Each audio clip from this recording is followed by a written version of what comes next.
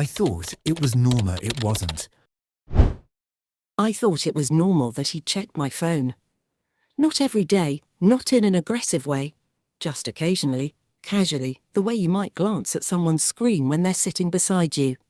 He framed it as curiosity, as closeness, as the natural transparency of two people who had nothing to hide from each other. And I believed him, because I wanted to believe him, and because I had no real reference point for what the alternative looked like. We had been together for 3 years when my college roommate visited from out of town, and the four of us went to dinner, me, her husband, and mine. On the drive home, my roommate asked me quietly whether everything was okay. I said yes, of course, why? She paused, and then said she had noticed the way he answered questions directed at me before I had the chance to respond. The way I had glanced at him before ordering. The way I laughed at something her husband said, and then immediately looked over to check his reaction. I was defensive at first. I told her she was misreading things, that we just had a particular dynamic, that some couples were simply more intertwined than others. She didn't push.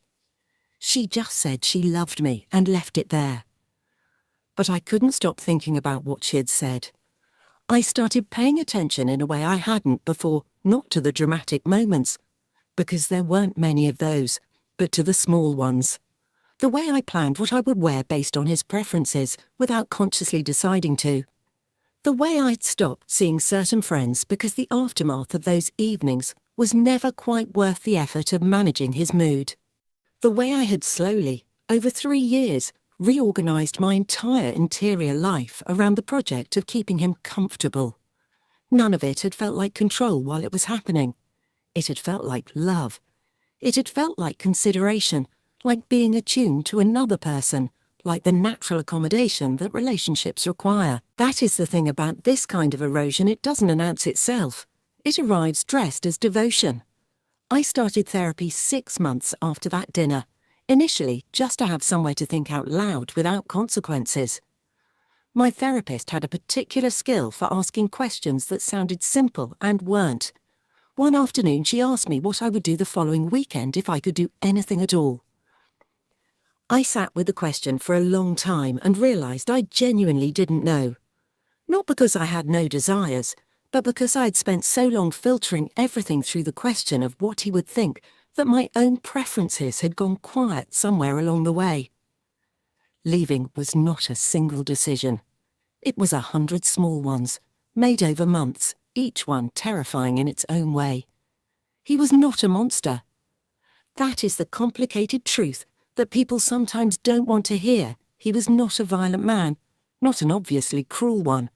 And the relationship was not without real warmth and genuine moments of connection. But a relationship can contain warmth and still be slowly suffocating you. And the two things are not mutually exclusive. I have been out of that relationship for 4 years. I am in a different one now, and the difference is so stark that it sometimes stops me mid-sentence the experience of being with someone who is genuinely curious about my opinions, who does not require management, who I can disagree with without calculating the cost first. What I learned, normal, is not the same as healthy, and the gap between the two can be invisible when you are inside it. The relationships that shape us most are rarely the obviously bad ones. They're the ones that feel almost right, almost good, that keep us just comfortable enough to stay while quietly teaching us that our needs are secondary. Pay attention to the things you have stopped doing, the friendships you have let fade, the version of yourself that went quiet, that silence is telling you something important. My father was not a bad man. I want to say that at the beginning because it matters, and because the story I'm about to tell is easy to misread if you don't hold that alongside it. He worked hard, provided for us, showed up to every school event I can remember. He did not drink, did not gamble, did not disappear. By the measures I understood growing up, we were fine. We were more than fine. What he did was rage. Not constantly, and not violently, but with an intensity and unpredictability that meant the emotional weather of our household was never fully stable. A wrong word at dinner, a grade that wasn't high enough, a tone of voice he interpreted as disrespectful, and the temperature in the room would shift in a way that I learned, very young, to monitor constantly. I became extraordinarily good at reading atmospheres, at adjusting my behavior in real time to prevent something I could feel building, at making myself smaller, quieter, easier, less. I thought this was just what families were like. I thought every kid spent Sunday mornings calculating whether it was safe to ask for something. I thought the hyper-vigilance I carried everywhere, in classrooms, in friendships, in any room where someone had authority over me, was just how people moved through the world. It did not occur to me that it had a name, or that not everyone had it, until I was well into my 20s. The moment it cracked open for me was mundane. I was sitting in a graduate school seminar, and a professor made an offhand critical comment about a paper I had submitted. Minor, constructive, the kind of feedback that is simply part of academic life. And I felt, physically, the same response I'd felt as a child at that dinner table. My chest tightened. My thinking narrowed. I spent the rest of the seminar unable to concentrate, running and rerunning the comment, trying to figure out what I had done wrong and how bad the consequences were going to be. On the walk home, I thought, this is not a normal response to academic feedback. Something is wrong with the ratio here. Therapy was slow and uncomfortable, and occasionally felt like excavating something I wasn't sure I wanted to find. But what emerged, gradually, was an understanding of how much of my adult behavior had been shaped by a childhood spent in a state of low-grade alert. The way I over-apologized.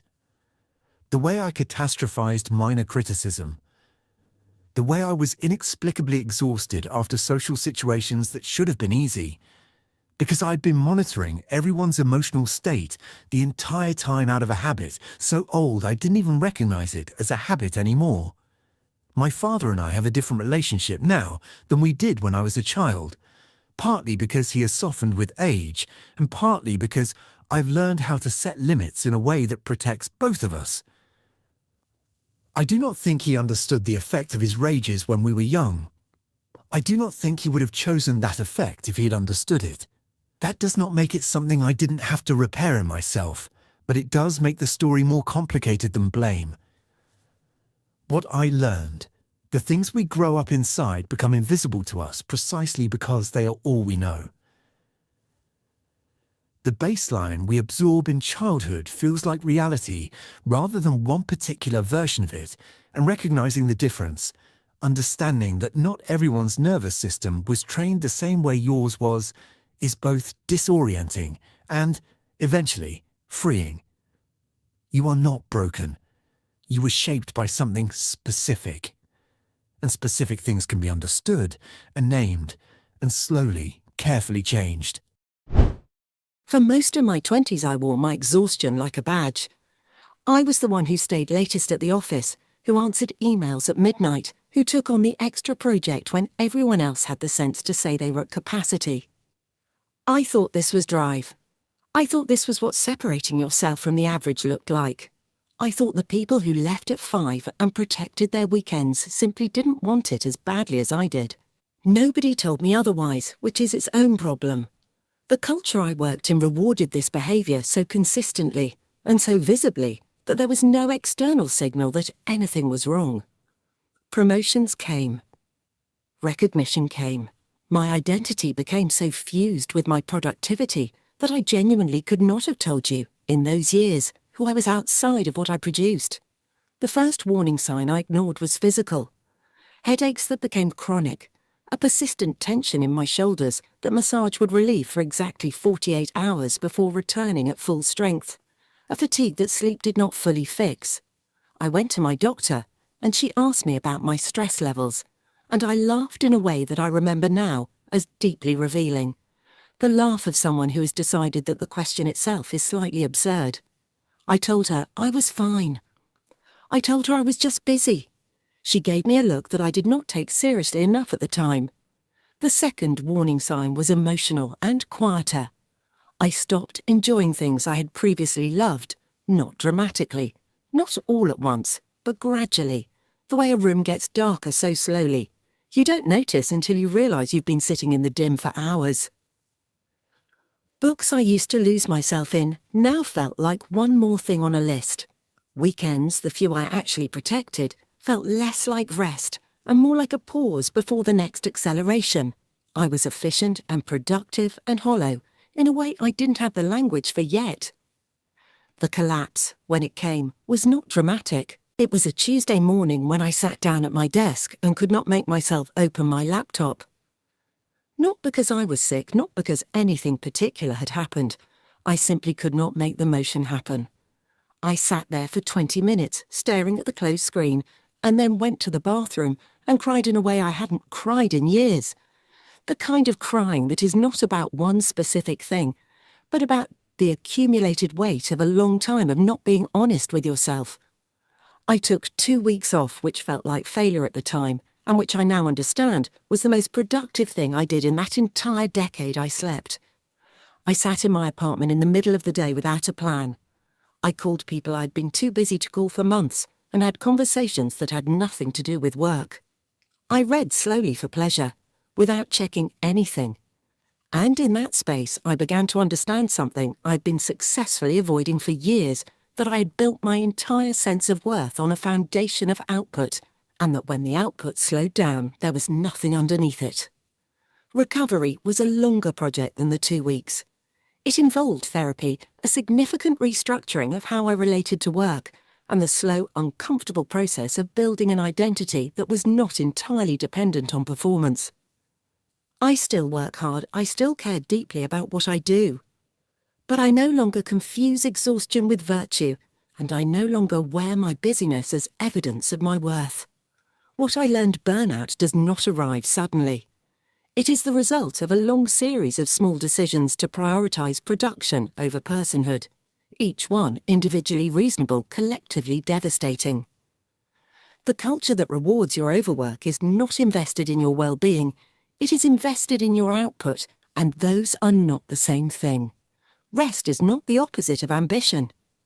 It is the condition that makes real ambition possible.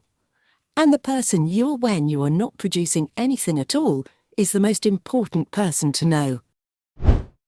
Marcus and I had been friends since our first year of college in Philadelphia.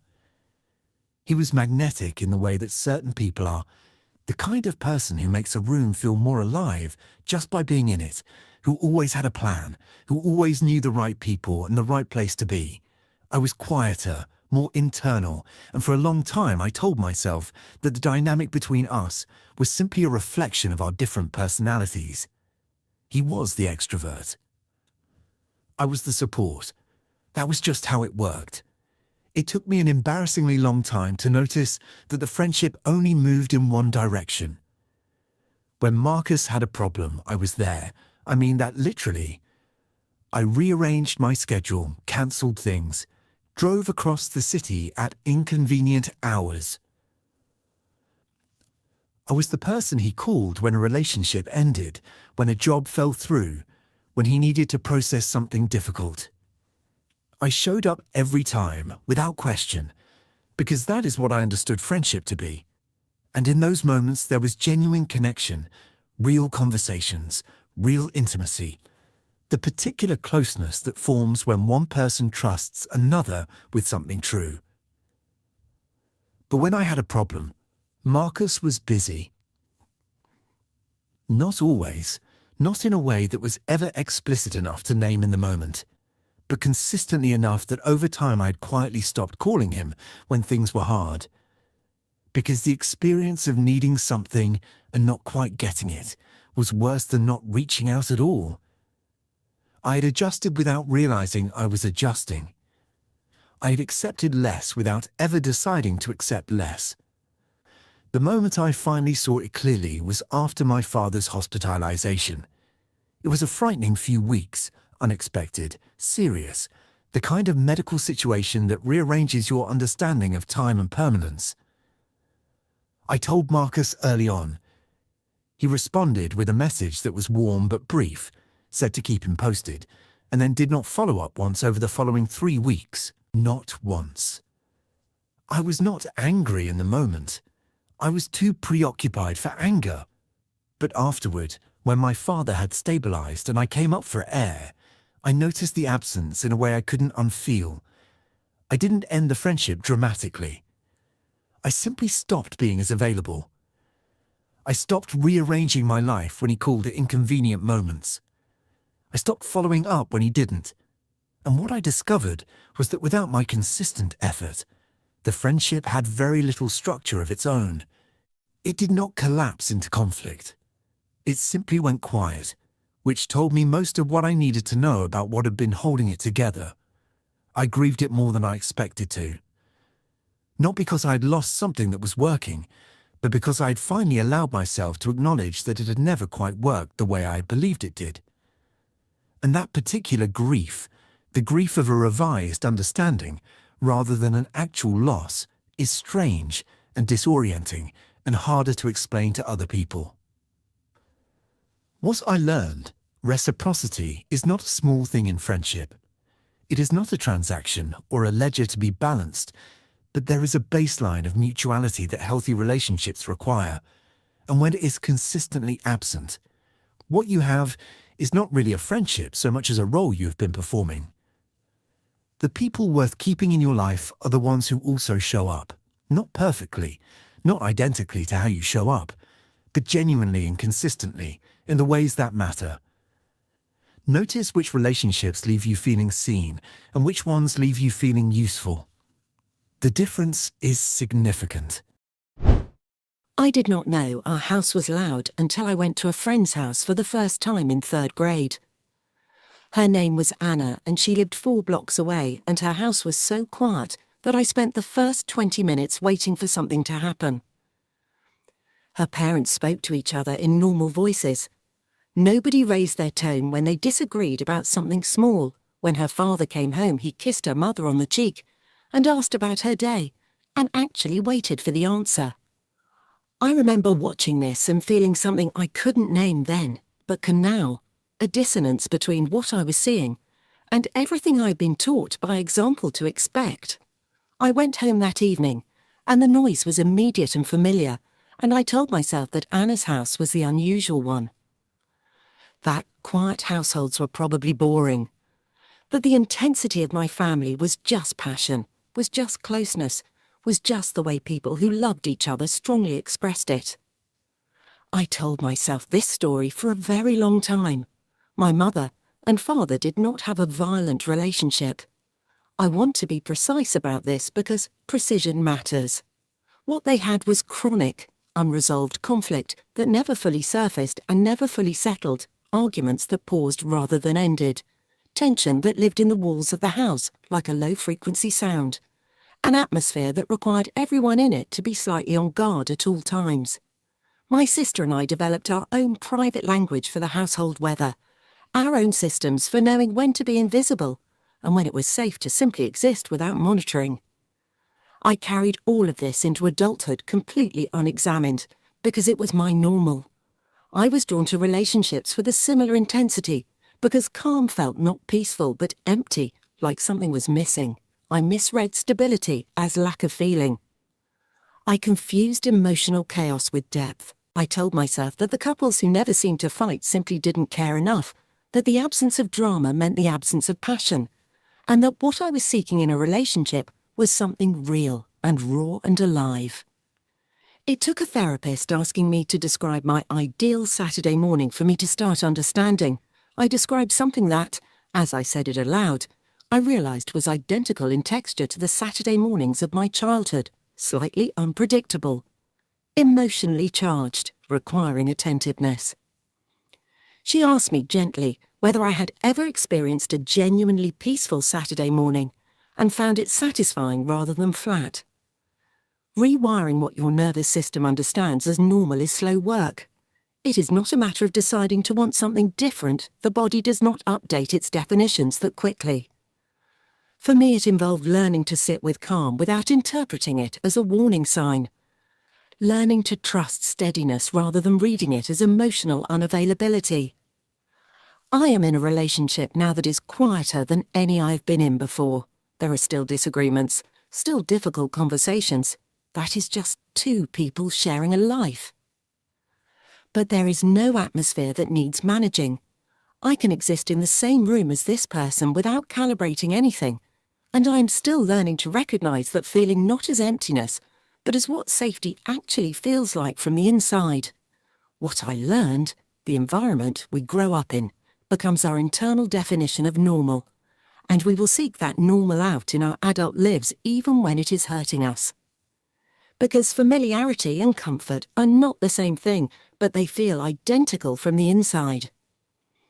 Recognizing the difference is not a betrayal of your family or your past. It is the beginning of being able to choose, for the first time, what you actually want.